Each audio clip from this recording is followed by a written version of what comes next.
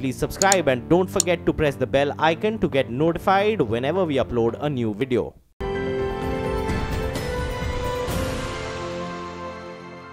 Hello and a very warm welcome to the CNBC TV18 special. I am Priya Sheth and I'm joining you from World Food India, which is the largest ever food processing event conducted in the country. Top chefs as well as global CEOs have made their way here to Delhi to share notes with Prime Minister Narendra Modi and his cabinet colleagues on the sector.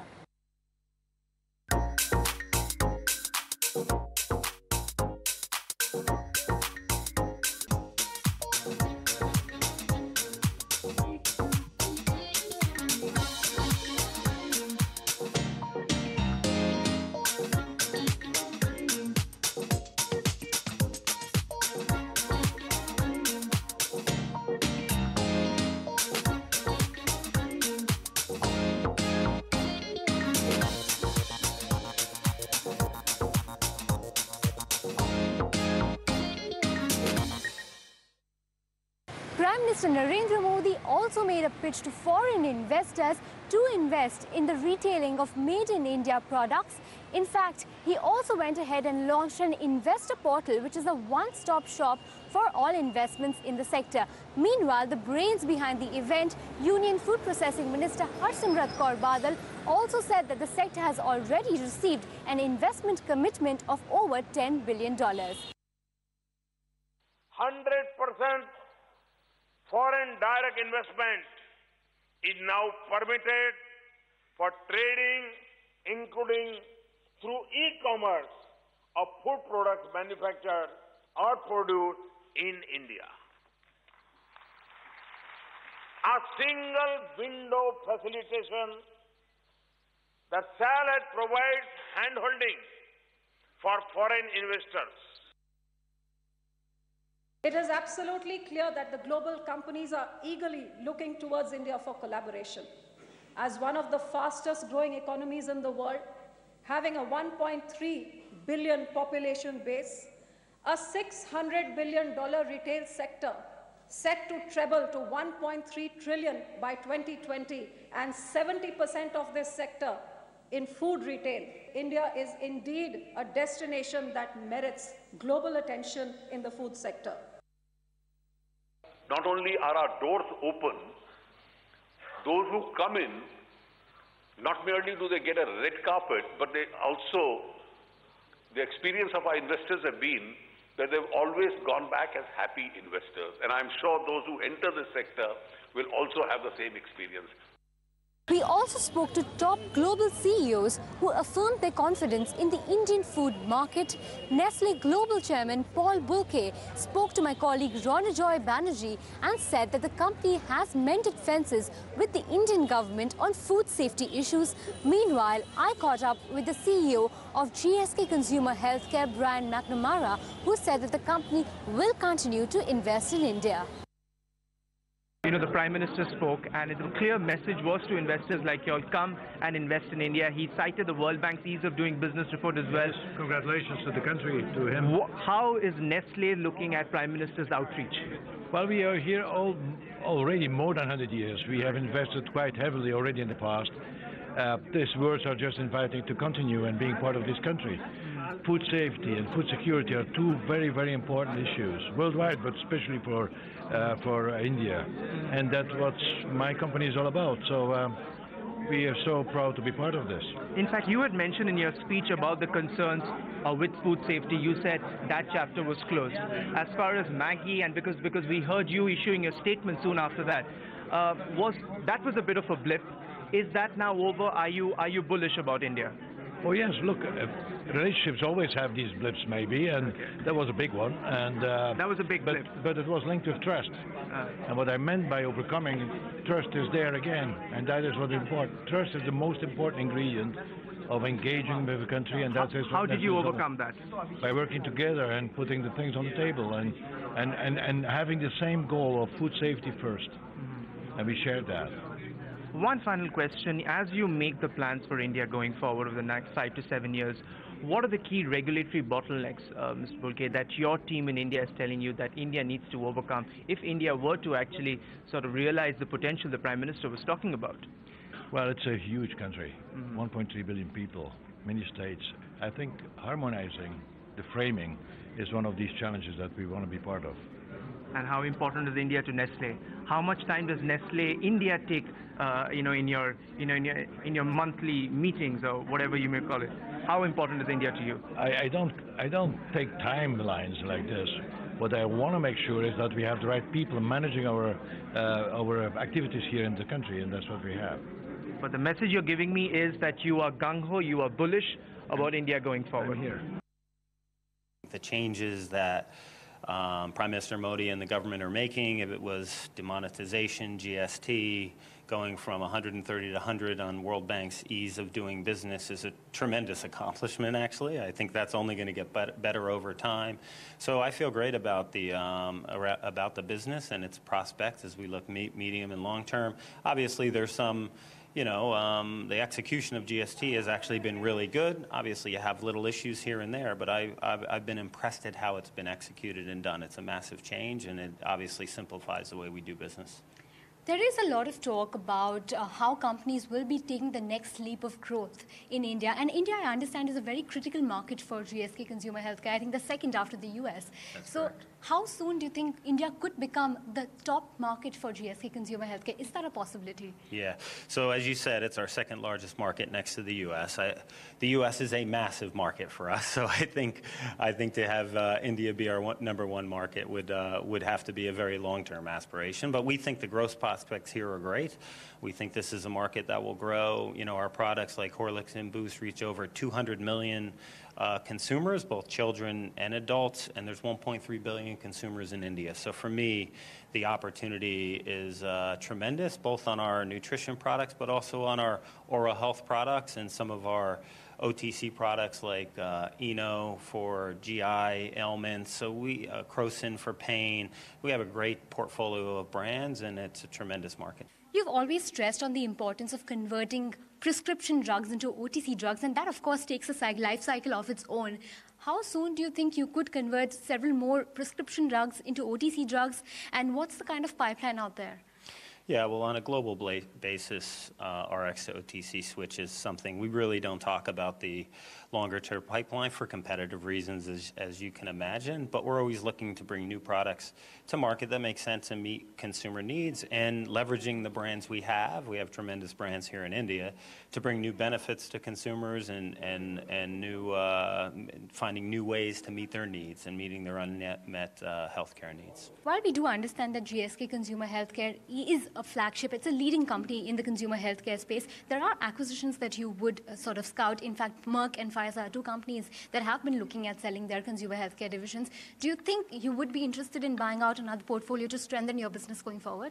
We've publicly stated that as a leader in consumer healthcare, we would look at assets that come on the market. But it's a bit premature because, at least on the Pfizer side, they haven't said they're going to sell their business. But you only do a deal like that if it really makes sense for your business and you can create value. And we'll always look at those kind of things. But I think we have a great business and a great portfolio on a global basis already, and we believe we can grow this business without having to do any kind of deal like that. This event is also being used as a platform for other international companies to expand their base in India. In fact, we caught up with US company Nestle to discuss the kind of potential it sees in Indian farm products, especially basmati. You look at India at 1.3 billion people, you look at the growth here, you look at the opportunity, it mirrors up to what we are today. And having a partner like the Future Food Group, we have endless capital and endless opportunities. And the big thing here is what we have here is supply, farmers to help us grow the product. We do have to educate the farmers in growing without pesticides and that, but the opportunity is tremendous here. And what about baby products? You mentioned that as well. How do you see that panning out in India? Listen, there's 26 million babies born here every year, so, organic baby food, organic baby formula, organic foods to feed infants and toddlers, creating fresh cow's milk with DHA in it for, you know, eyes and brain development are things that we're going to look at. And we, you know, worldwide today we have a $300 million baby business between Earth's Best and Ella's. So we all have the blueprint. It's just bringing it in here and getting it processed. On that note, let's slip into a very short break. There's lots more coming up on the other side.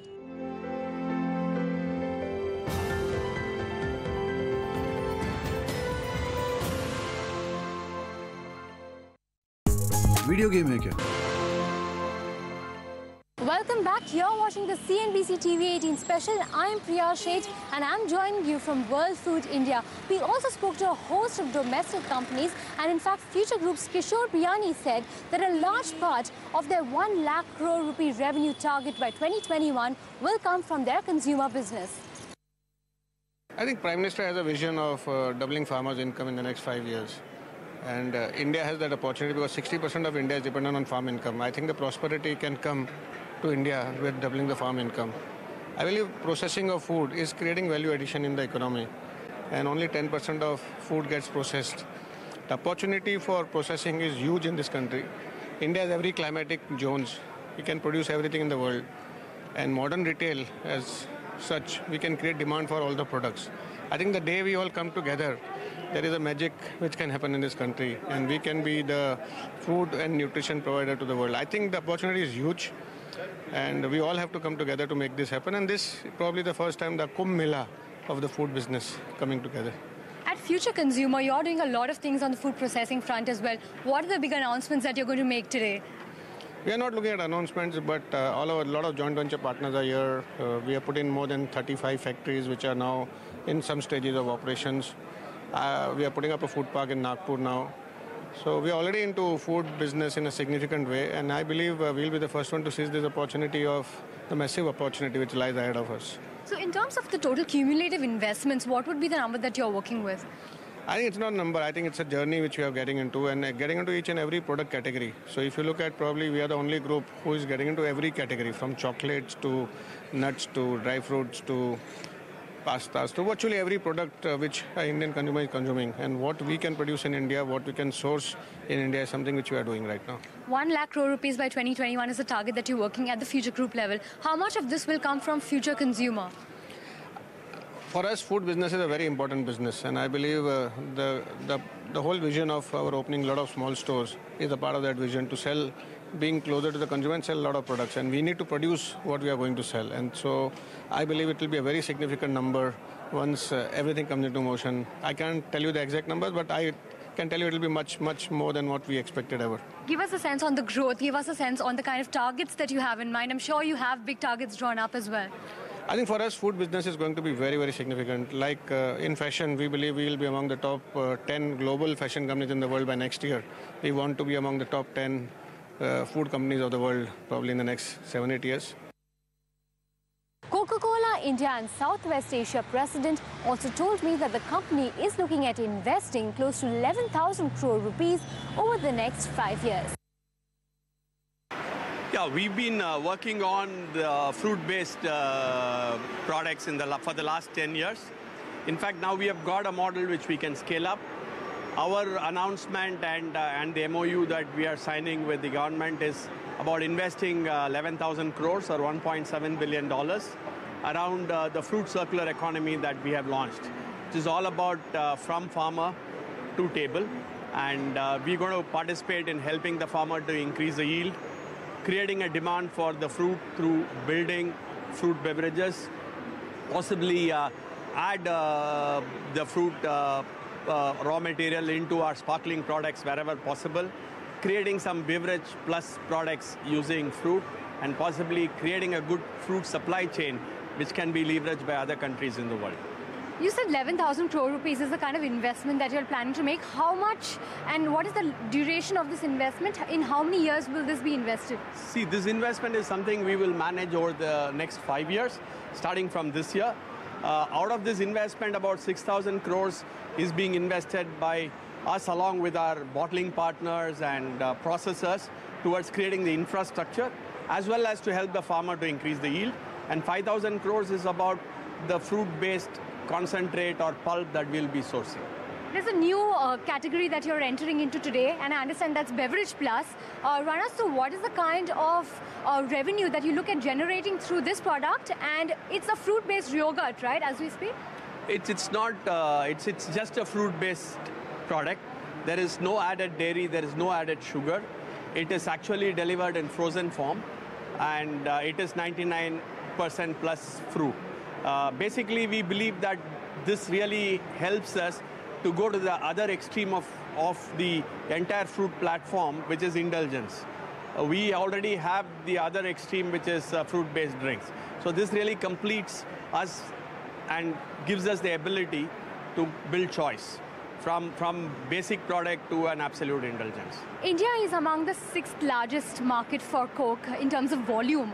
When do you expect this to become in the top 5? We understand there are lots of initiatives that you're doing and lots of new product launches. So top 5 in the next 2-3 years, is that possible? Yeah, we believe that we have a great opportunity to get to the top 5. We are working on a lot of areas, and we believe all this should fructify, and in the next few years, we should really get to the top 5 position in the system. Is 2 to 3 years a good timeline to take? Yeah, 3 years is a reasonable time to take. In terms of growth in the Indian market, 6% is the kind of growth that we've been seeing in the Indian market, and that's perhaps not a very high number as we speak. When do you think we can get into high single-digit growth or double-digit growth? See, the good news is we always declare volume growth, so volume growth was 6%, but our revenue growth is a healthy double-digit. We have grown revenue by 16%, which I believe is a pretty robust growth. We also spoke to Amul's India chief, who said that the company is targeting a revenue of 50,000 crore rupees by 2020. Well, Amul is investing every year around $150 to $200 million. So next 3 years, our plan is to invest $500 million across India in our building new dairy plants, modern dairy plants, whether Delhi, Calcutta, or in Gujarat, or in Pune, or in Bombay. So we are building new modern plants there. So totally how many plants are going to come about over the next, say, 1 to 2 years at Amul? I mean, I can say around 3 to 4 new modern plants. And there are 3 to 4 in pipeline also. Already construction is going on. One very interesting announcement has been coming that Amul is going to partner with the Indian Railways. At what stage is that in? You see, we are transporting a lot of chilled and frozen cargo across India. And we know Railway has got the spare capacity. So we had approached Railway, and there are a very positive response from Railway, right from the Railway Minister to the DRMs or the General Manager Railway. And we are in negotiation. We are going to get some refrigerated vans from the railways to transport our Amul butter, cheese, ice cream across India. So what is the kind of quantum that you will be transporting through the railway?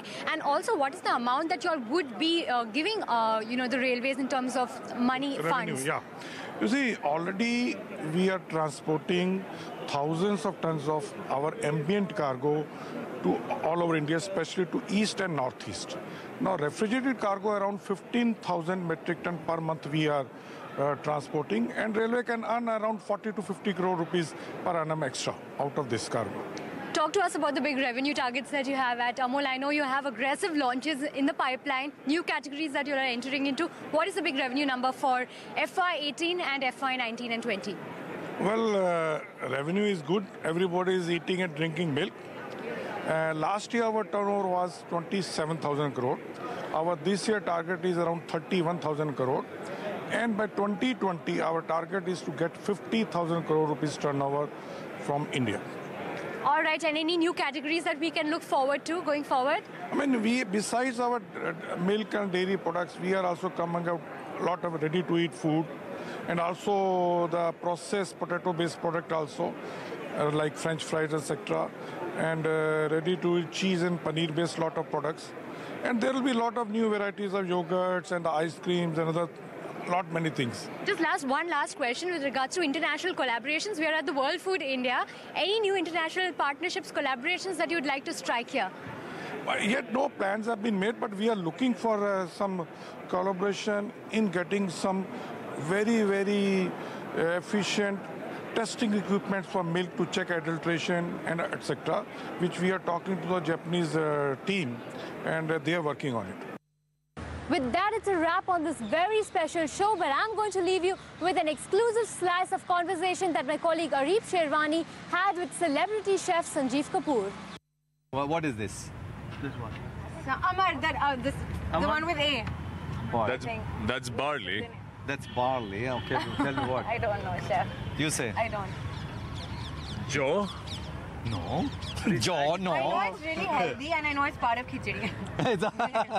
So no, I think you get it right. So it was A something. Yes, A something. Yes, say A something. Anyway, no. So what I'm trying to say is that Amaranth. I will never forget it. Neither will I. Now you'll never. But Sohela's also been doing a lot of research on how much khichdi you're making tomorrow. Sohela. Oh, 800 kgs is a lot of khichdi. No, so the quantity this vessel can take, by volume is about 1200 kilos and liters of content. What we will finally cook, we are not revealing that as yet.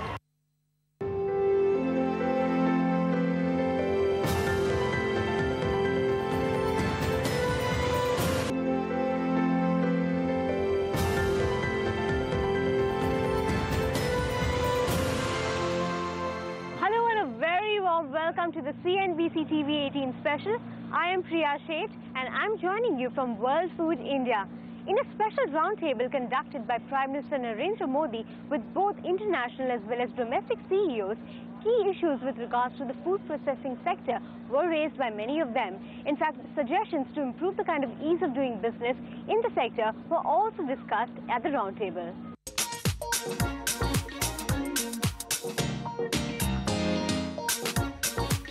International as well as domestic CEOs, key issues with regards to the food processing sector were raised by many of them. In fact, suggestions to improve the kind of ease of doing business in the sector were also discussed at the roundtable.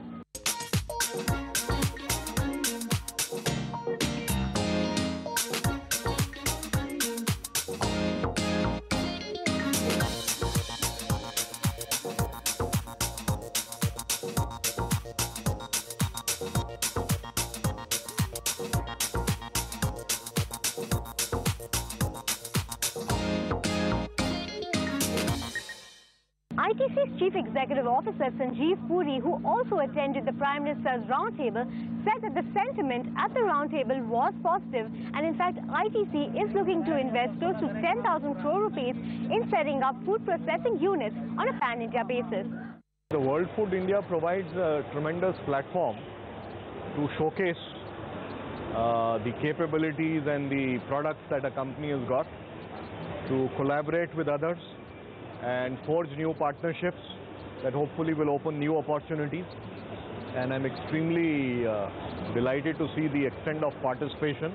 I think is much beyond my expectations. And I think full compliments to the Honorable Minister for Food Processing, who conceptualized and actually provided leadership in getting this to happen. So I'm sure that it will, over time, open up new opportunities for all the participants and take the food processing industry into a higher growth trajectory. What is the kind of investment commitments that you have made towards the food processing sector over the next 3 to 5 years?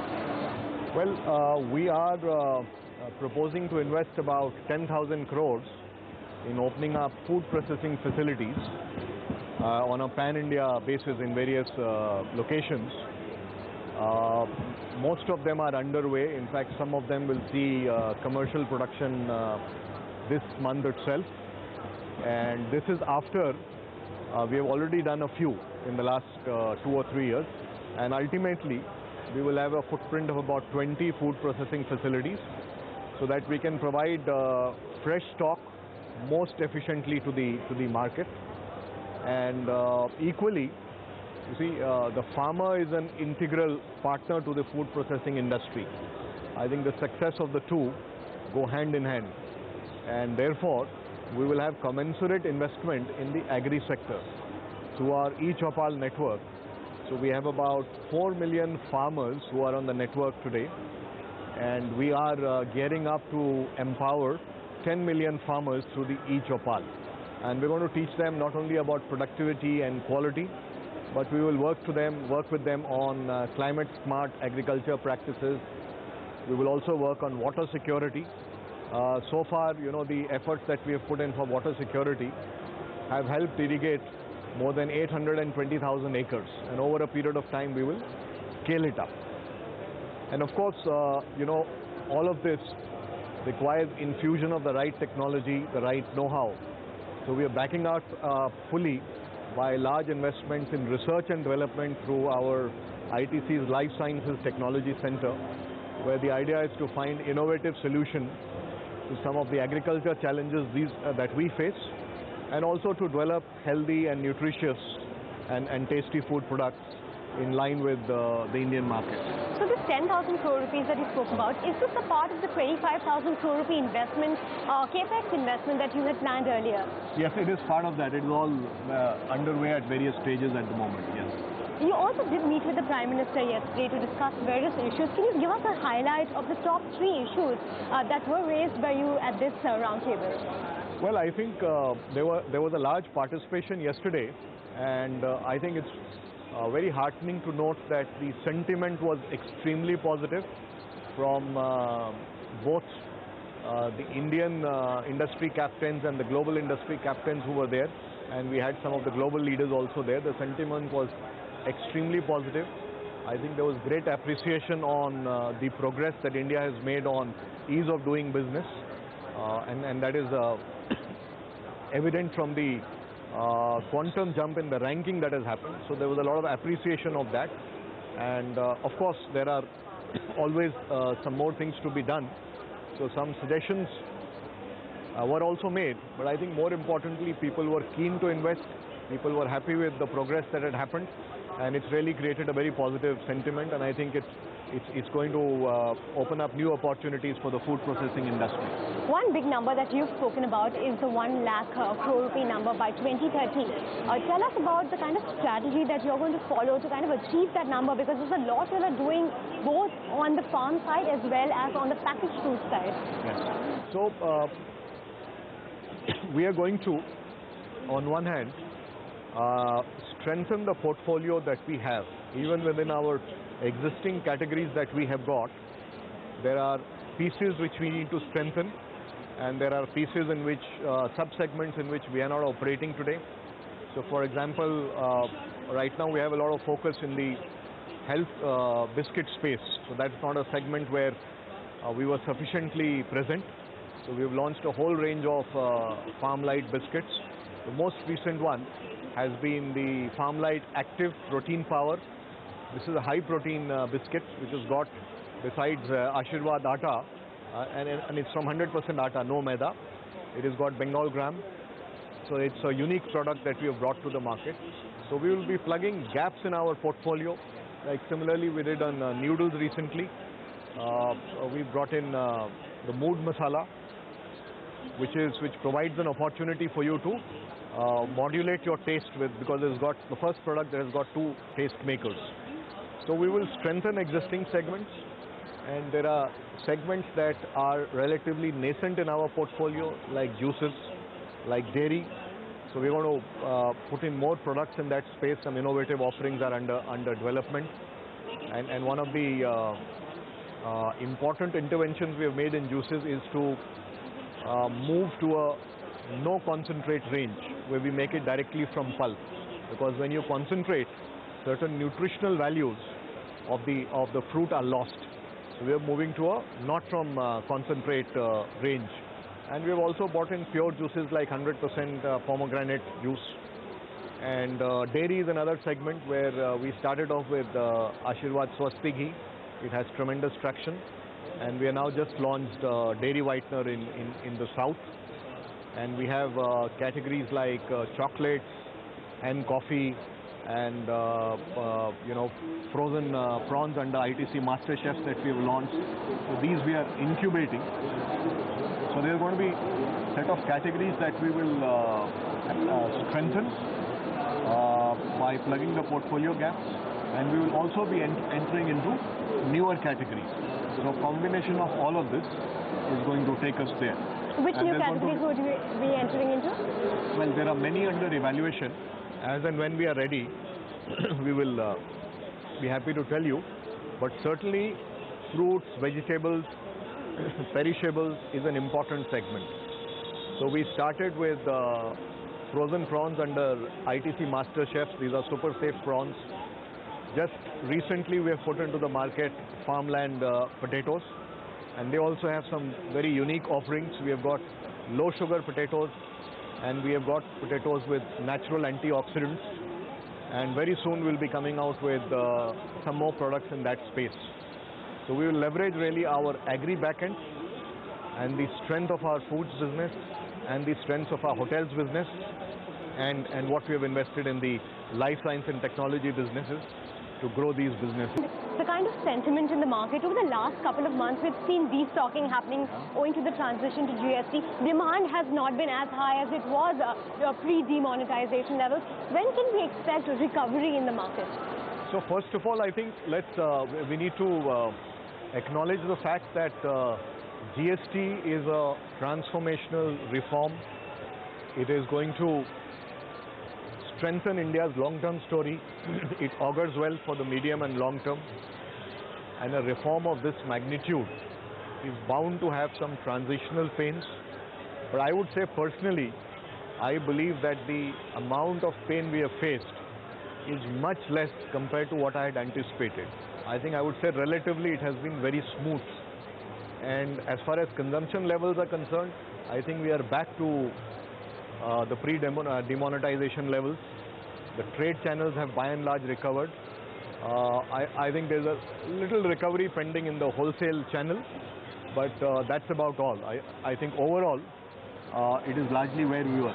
What about the CSD channel? That's still under pressure for a couple of companies that we've spoken to. Well, CSD is not a big channel for us, but we are at the moment doing normal business in CSD.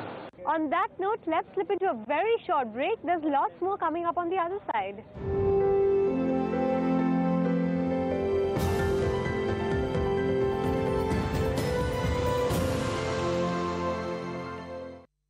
Welcome back. You're watching the CNBC TV18 special. I am Priya Sheth and I'm joining you from World Food India. We also spoke to the top bosses of Metro Cash and Carry as well as Trent Hypermarket, and both the companies said that they are bullish on India going forward. I think the World Food India has actually exceeded our expectations, both in terms of the scale at which it has been held, but more importantly with the quality of what we've seen so far. I think the sessions have of course been excellent. The government presence has been extremely strong and positive, but most important are the exhibitors. I think the kind of players that are emerging and the kind of innovation that is emerging in the food area is something of an eye-opener for us. As far as our strategy is concerned, as you are aware, it is about food first.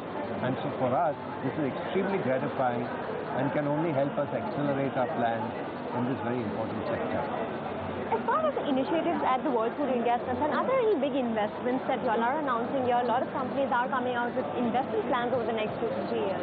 No, we have not announced specific investments, but most of our companies are seeing investment in the sector on an ongoing basis. So it's not about making a one-point announcement, but making sure that it is sustainable. As you know, the Tata Group does span a lot of food businesses, and that's a continuous effort on our part. You'll also have Tesco global representatives coming here. What are the kind of issues that have been raised with the Prime Minister? I understand there was a roundtable that happened yesterday. Any indications from the Prime Minister as far as, or any suggestions given by the Tesco team out there? The Tesco team was not present in the Prime Minister's meeting. Mr. Tata was present, but they did attend the FM's meeting, and they will be attending the Commerce Ministry's meeting. But I think the general line is that they're very happy with India, of course, and very happy with Tata's, and they are looking forward to an accelerated growth plan. What is your view on FDI and food retail? Of course, the government has mandated it to be 100%, but of course there is some suggestions to include personal care, non-food items as well, maybe a 20-25% kind of window. Yeah, I think as industry we have represented that at various fora, and we will continue to do so. And the government, frankly, they know what they're doing, so I'm sure at the right point in time they will consider it positively. But 100% FDI in food is a step in the right direction, and every step that the government takes in the right direction, we should appreciate, which is what we are doing right now. I know you all have a mega expansion plan over the next couple of years in terms of store count, but of course online channel is also a very important channel that most companies are tapping into. I understand that you also have an omni-channel strategy that you're following. There is a Tata company within the group that is now launching online in food retail.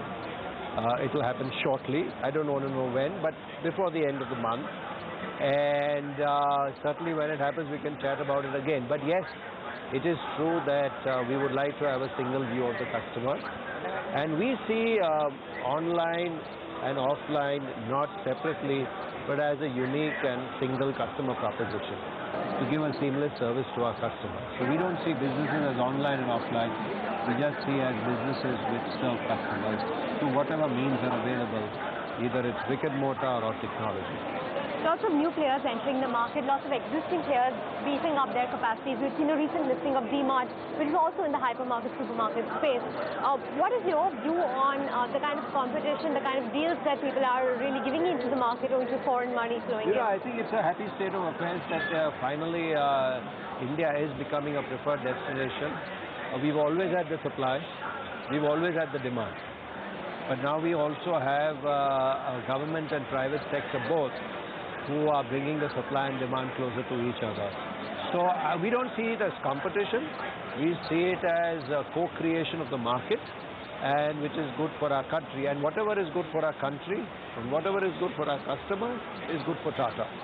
So we see it in a very positive light.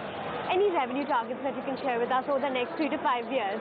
I can't share revenue targets, but they will be nicely aggressive. You've been very focused. As a player, you are focused on B2B business. Again, as you said, in India, Kirana stores are one of your target audience, sort of a big, clientele for you. Then you've got the hospitality sector, and going forward, that is the focus. You don't want to venture into B2C, for instance. Our focus is clearly B2B. We're here to be the champion for independent business. It's a success of the small and medium-sized businesses is going to be our success.